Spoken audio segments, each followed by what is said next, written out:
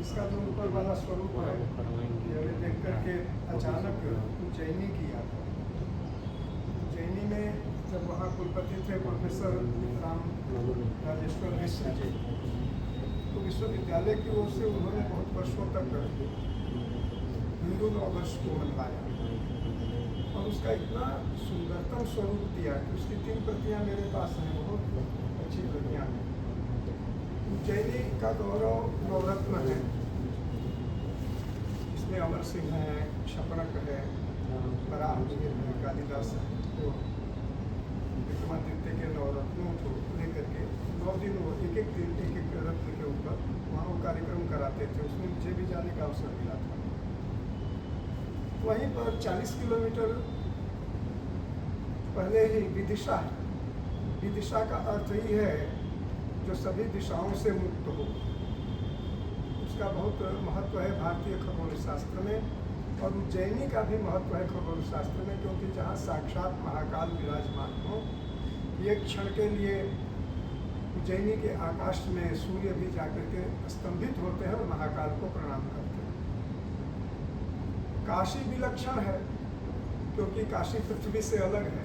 काशी का निर्माण ब्रह्मा ने नहीं किया है। जब पृथ्वी पैदा नहीं हुई थी, कल्पारंभ नहीं हुआ था, तब काशी थी, क्योंकि साक्षात जगदम्बा प्रकृति और परम पुरुष सदाशिव इस पृथ्वी, इस अनंत आकाश में लीला जब कर रहे थे तो पग रखने के लिए कुछ भूखंड चाहिए था। उस समय सदाशिव ने काशी का निर्माण किया। मैं मोहल्ले जी से निवेदन करूंगा कि आगे से उज्जैनी और विदिशा को भी इसमें जोड़ लिया जाए। ये बहुत अच्छा रहेगा, क्योंकि हम विक्रम संवत्सर लेकर के चलते हैं और उज्जैनी विक्रम संवत्सर का आधार मूल है। हर सिद्धि देवी का वहाँ दर्शन करते थे महाराज विक्रमादित्य। वहाँ से प्रतिवर्ष एक विद्वान बुला लेंगे और आ जाएंगे। वहाँ पर विक्रम विश्वविद्यालय में संस्कृत संकाय भी है। विदिशा में योग का बहुत बड़ा केंद्र खुला है, एक महाराज जी ने खोला, वहाँ से भी आप ले सकते हैं। अभी प्रोफेसर उपेंद्र त्रिपाठी जी ने एक बड़ी अच्छी बात कही कि शक संवत्सर जो है वो ईसा के बाद का है, इसलिए जवाहरलाल नेहरू जी ने उसे स्वीकार किया। आप सभी एक एक व्यक्ति 1000 व्यक्ति के तुल्य हैं, इसलिए इन इतने लोगों में ये कहना बहुत अनिवार्य है कि अंग्रेजों के चले जाने के बाद 1950 में पंचांग कमेटी का गठन जवाहरलाल नेहरू जैसे प्रधानमंत्री को क्यों करना पड़ा। जवाहरलाल नेहरू को कौन सी चूल मची हुई थी, कौन सा कीटाणु काट रहा था कि वो पंचांग पर कमेटी बनाने चल दिए। मोदी जी ने कभी पंचांग पर ध्यान दिया क्या? मोदी जी ने कभी किसी एक संस्कृत के सेक्टर को कहा कि ये चीज़ करो? उसको मौसम विज्ञान विभाग में जोड़ करके ऐड करके और पंचांग कमेटी बनाई गई। एक भी मौसम वैज्ञानिकों को पंचांग देखने नहीं आता, लेकिन पंचांग वो निकालते हैं। और उस कमेटी का चेयरमैन बनाया गया प्रोफेसर मेघनाथ साहा को, और उसके सेक्रेटरी बने उस समय के सुप्रसिद्ध कम्युनिस्ट एनसी लाहिरी। तो एनसी लाहिरी और इन लोगों ने सनातन कालगणना को दोनों लोगों ने मिलकर के डाउन किया और कहा कि विक्रम संवत्सर प्रामाणिक नहीं है, शक संवत्सर प्रामाणिक है। और उसको मुहर लगा करके 22 भाषाओं में उस पंचांग को निकालने का धन किसने दिया? प्राइम मिनिस्टर ऑफ इंडिया ने। तो ये संस्कृति के प्रति विद्रोह, ये संस्कृति के प्रति घातक भाव जवाहरलाल नेहरू के हृदय में कूट करके भरा हुआ था। वो सनातन संस्कृति से घृणा करते थे। अगर जो व्यक्ति घृणा नहीं करेगा वो ऐसी कूट रचना क्यों करेगा?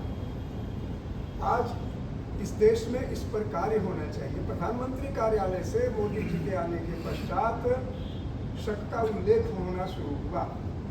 चलिए, इसके लिए मैं प्रधानमंत्री जी को बधाई देता हूं कि उन्होंने भारत देश की कालगणना को स्वीकार किया।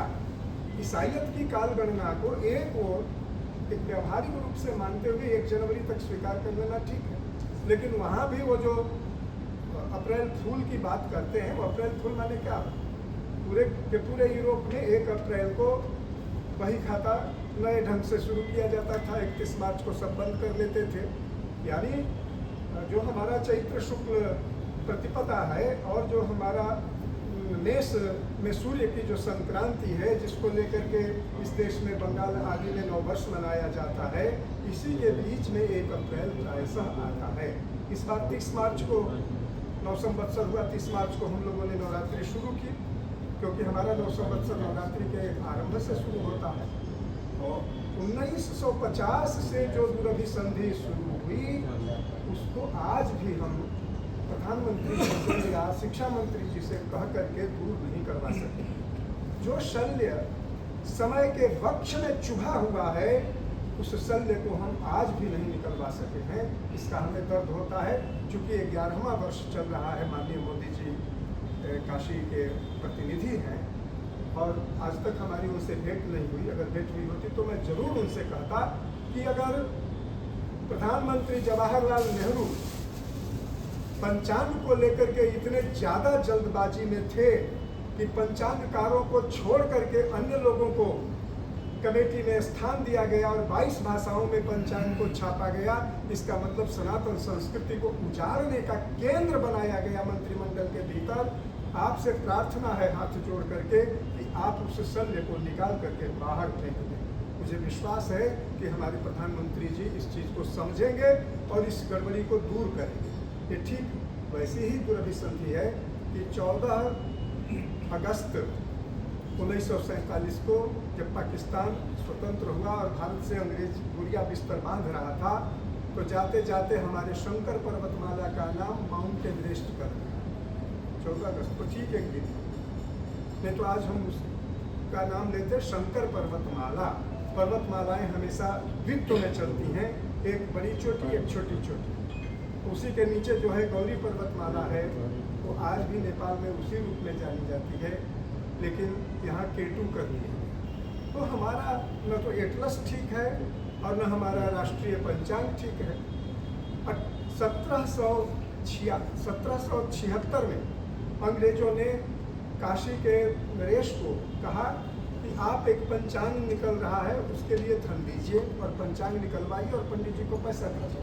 वो पंडित जी कौन थे? महाराष्ट्र के बापूदेव शास्त्री जी थे। बापूदेव शास्त्री जी को अंग्रेज क्यों उपाधि देते थे कि वो कर्नल थे।